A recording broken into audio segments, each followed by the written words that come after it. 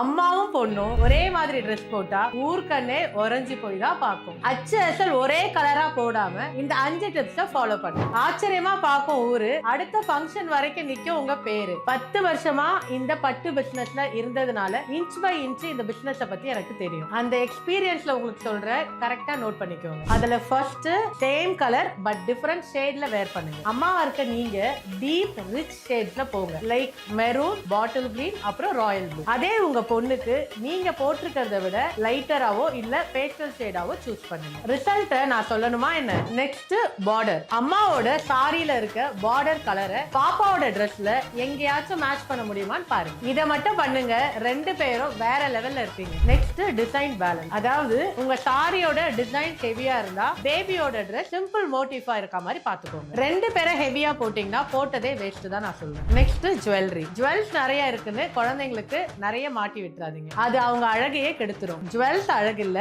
உங்க பொண்ணு தான் அழகு. இப்ப நான் சொன்ன மாதிரி எல்லாம் வேர் பண்ணுங்க. வெச்ச கண்ணு வாங்காம உங்களையே பாப்பாங்க.